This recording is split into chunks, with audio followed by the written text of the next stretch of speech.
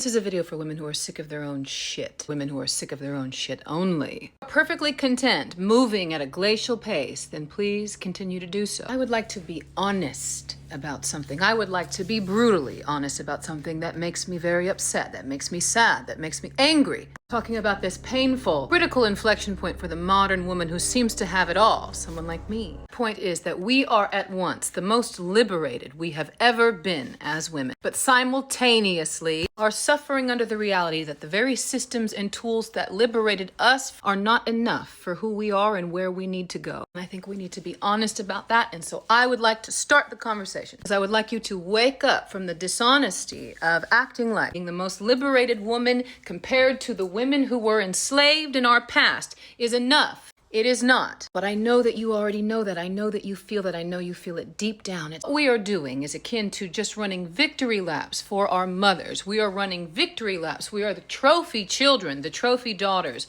of our mothers and our grandmothers, and for the battles that they fought. And I'm tired of that. It feels weird to be us right now, doesn't it? We defied every rule, every metric, and it's not enough. We're diminishing returns on the tactics of our liberation. And if you're anything like me, you can feel the threat of our worst nightmare closing in on us, and it is the nightmare of regression, Most shameful sickness I could ever commit in my life is to go backwards. I'm wise enough to fear that, but yet I still feel it closing in on me. And I bet you feel the same. Why? We figured out how to have it all. Careers we love, experimental sexuality, being playful in all areas of life, being hot, having money, spiritually grounded body, tea, etc. And yet we still need to grow. And that growth is slowing down. To achieve a type of growth and self-actualization that actually suits and services the gifts that God planted in us, and that's not what we have right now. We are all just better than our mothers. We need tools at a real pace, not at the remedial pace of every backward system that we've already defeated. What are the old tools? And this is the part that no one's talking about. You're Googling yourself to death. You're Googling your wounds. You are 35 years old, hot, intelligent, gorgeous, and you're still showing up to TikTok shop at 3 a.m. to buy a worksheet about your daddy wounds. You're still crawling underneath a table to eat grapes so that you can get a man in 2025. You are still pursuing growth, your creative vision through the perspective of shame. You are shaming yourself into involution and inaction and disability, complete paralysis. And you are mistaking all of that paralysis for the healing process. Something bad happens to you.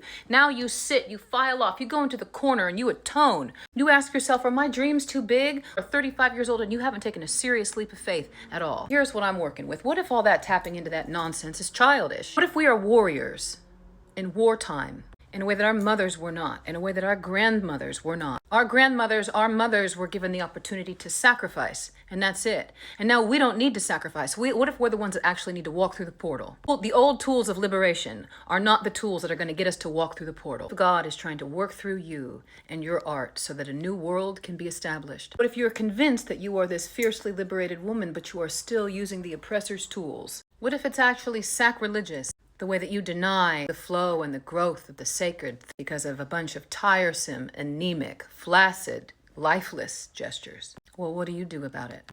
Action. You need to take action. You don't need to sit in the corner anymore and Google yourself to death. You do not need to check in at the principal's office of daddy wounds and attachment styles and check in with how wounded you are. You don't need to learn anymore. You need to do. You don't need to discuss anything anymore. You need to do. You need action. You need to execute. You don't need to learn anymore. You don't need to heal your imposter syndrome. Who said that that's a syndrome anyway? Someone told you that you have an imposter syndrome and now you believe it. Who told you that? Someone told you that you have an anxious attachment style, that you have complex post-traumatic stress disorder, and you believed it to the point of inaction. If you know me from the Villain Challenge, I created something for creative women, specifically for the creative uncompromising, for people who feel in resonance with the idea of creative, spiritual warriorship, this idea of being so profoundly, creatively uncompromising, for being disciplined, mind, body, spirit, on behalf of their art. Life is Art, the master class. I will be co-facilitating with my mentor, Madam Snowflakes,